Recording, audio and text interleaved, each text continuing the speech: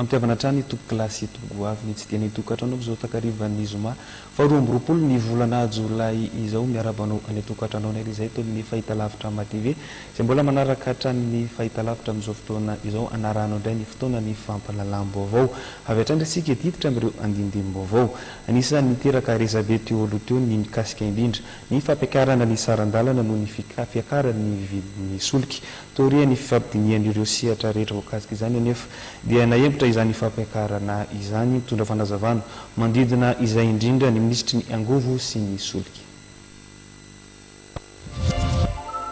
Lojika raha toka mbola tsisy fiakarana ny sarandalana hoy ny ministry ny angovo sy ny solika nosoritany fa mbola mifanandrify amin'ny vidin'ny gazoil amin'izao fotoana ny sarandalana misy. Ay vidiny eo amin'ny baril zany ny vokatra io zany no miakatra miainga avy any amin'ny $30 mahery-tany izy amin'izao miteny zao izy eo amin'ny $46 eo dia fluctué zany hoe manonjanonja manaraka an'ireo le paramètre rehetra reo zany le vidin'ny solika zay zany le hoe libéralisation zay matetika amin'izy io dia fahatsin'olo ihany fa ohatrany hoe fazakana sy maintsy mametra ny hoe ana sy maintsy zao sy maintsy zao sy maintsy zao isika dia victime amin'ny hoe polisy mamokatra isika dikan'izay ny saina iraisam-pirenena no iainantsika ny mahatsara n'izay fotsiny dia hoe ny service aloha misy lafo izy dia zay no iarahantsika rehetra mijery hoe inona ny fomba tokony mba hampidina an'io dia zay anaovana étude ny structure zay ny zavatra nataonay moa dia nivory tamin'ny association ny le filohan'ny coopérative rehetra zany zay mpanjifa solika be indrindra anisan'izany zany reo transporteur reo satria araka ny enitsika izy miteny hoe apakarinay ny vidiny ny bus satria miakatra ny vidiny gazoil dia nifampidinika moa zay hoe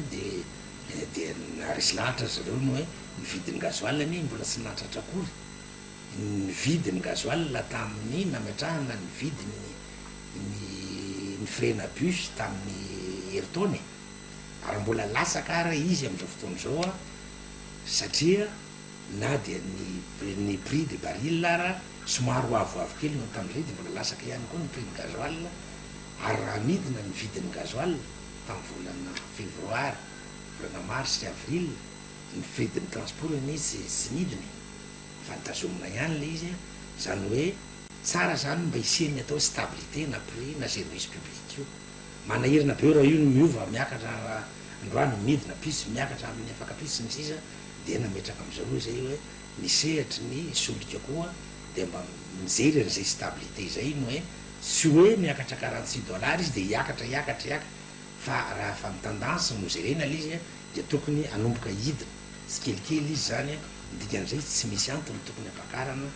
ny prix ny any dia efa resy lahatra amin'izay moa zareo no hoe tsy tokony hiakatra tokoa ny vidiny bus zany noho ny antony hoe miakatra ny vidin'ny gazoil.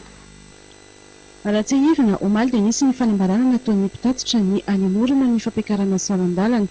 mikasika solika indray tanjon'ny ministera ny ahitana vahaolana amin'ny siny fahamarina toerany ny vidin-solika atongavana amin'izany tsy adingana totsaina amin'izao fotoana izao ny fandalinana ny tombontsoa raisy ny mpiara-miambinatoka rehetra amin'ny sehatry ny solika manomboka